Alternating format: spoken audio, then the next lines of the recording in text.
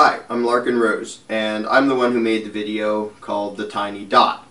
If you haven't seen that video yet, you can find that at youtube.com/LarkinRose. Now, the Tiny Dot video is very simple, almost to the point of being silly, but it demonstrates the difference between the number of people who are bossing us around and taking our money and the number of people who are continually handing over their money to Congress, to the people in Washington. And if you just see the statistical difference between this massive throng that's paying for these things and the tiny little dot that's getting our money and then spending it, it's a ridiculous spectacle. If you just grasp the numbers involved, it's absurd. So I made this video to see how many people could actually explain how the heck we got into this situation.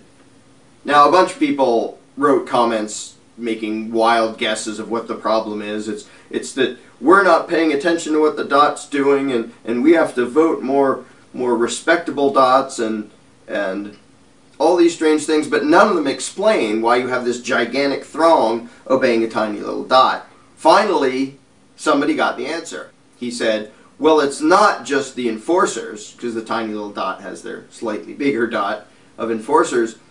It's not just that the throng is scared of the enforcers, is that the dot has the law on its side. That's it. It's not just a bunch of control freaks asking for money. It's the law. It's your fair share. It's paying your taxes for the good of the country. All this propaganda and all this terminology that's used by the dot to pretend that we have a moral obligation to fund it, even if we don't like what it's doing, even if we think it's destructive and evil and economically stupid and anything else. They call their demands taxes. They don't just say, give us money or we'll hurt you, because the throng would say, no you won't. Look how big we are, look how little you are. They say, this is the law, this is paying your taxes. And people believe them. That's why the throng obeys the dot, because the throng really and truly believes that the dot has the divine right to rule the throng. And all the excuses about constitutions and legislation and elections and appointments and all the other political rituals, the entire purpose of that whole game is to keep up the illusion that the dot actually has the right to boss the throng around. And conversely, that the members of the throng have a moral obligation to obey the dot.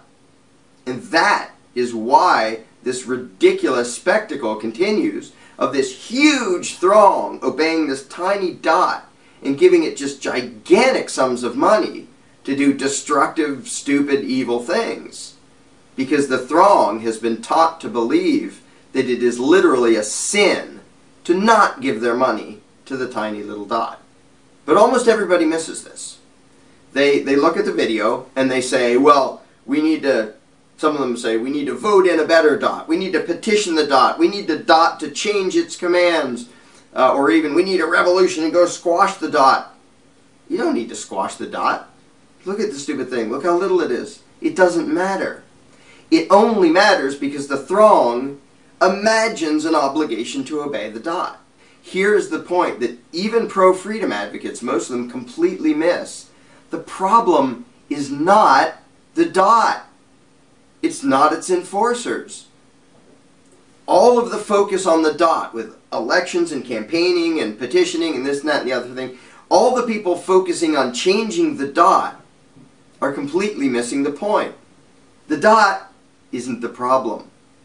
What's between the ears of the people in the throng is the problem. You don't need an election. You don't need a revolution. You don't need a new dot. You don't need anything. The dot would be ignored out of existence if the throng just realized we don't have any moral obligation to listen to it. We don't have to do what it says. We don't have to give it our money.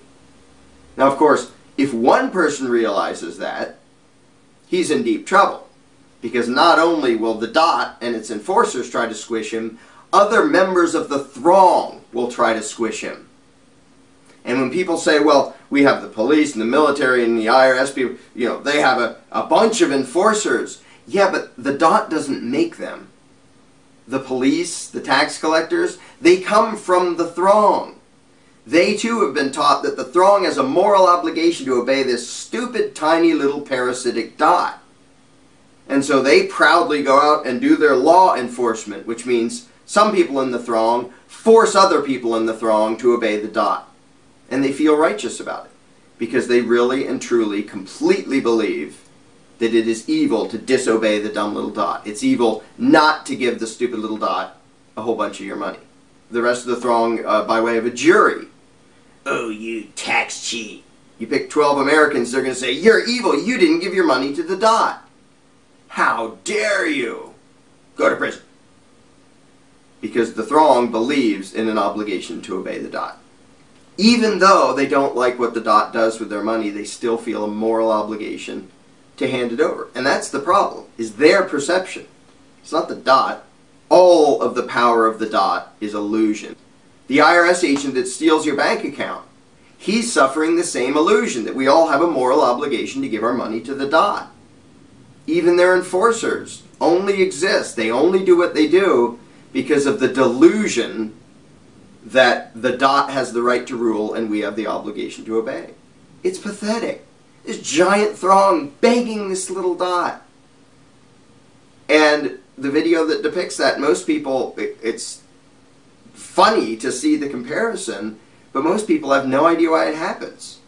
Why would this huge throng continually bow to this tiny little dot that's too small to see? Puny little thing. What power does it have? You don't even need to squish the thing. You don't need a revolution. You don't need to vote in a new one. You don't need anything. Just ignore it. Any solution that focuses on doing something about the dot is absolutely doomed to fail, because the dot is not the problem. In fact, any solution that focuses on let's change the dot somehow reinforces the notion that we have to obey the dot. Because why bother changing it? Why bother putting in a new dot? Why not just ignore it? Because even most pro-freedom advocates, along with everybody else, believe that we have an obligation to obey the dot, and that our only recourse is the political process where we bicker at the dot and try to meddle and tinker with the dot and what it's doing, instead of just saying, heck with the dot, we don't need it, we don't have to obey it. Again, if one person does that, the rest of the throng squishes him. If the throng as a whole, or even a significant minority of the throng, realizes, why are we obeying this stupid dot? We don't have to do that. Game's over. The dot has no more power, because all of its power is based on the illusion that what it does is legitimate.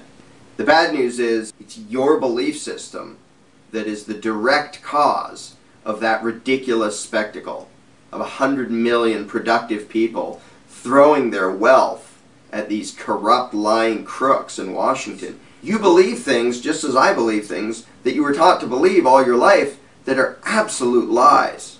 They're utterly insane. They don't make any sense if you actually examine the concepts around statism, government, law, taxes, terminology that's made to dupe the throng into believing it has a moral obligation to obey the dot. And I believed them. For a long, long time I believed them, and I never heard anyone question them. I don't think you're trying to ruin the world. I don't think you're trying to cause misery and suffering and economic collapse and injustice. I don't know very many people who are trying to do that. But I know a lot of people who are doing it nonetheless, because of their belief system, because of the way that their belief system drastically warps and perverts both their perceptions and their actions. If you look at the video, the tiny dot, and you think, wow, that situation seems ridiculous, you have to understand why you, as part of the throng, A, you're the problem, B, you're also the solution, and you don't need to fix the dot.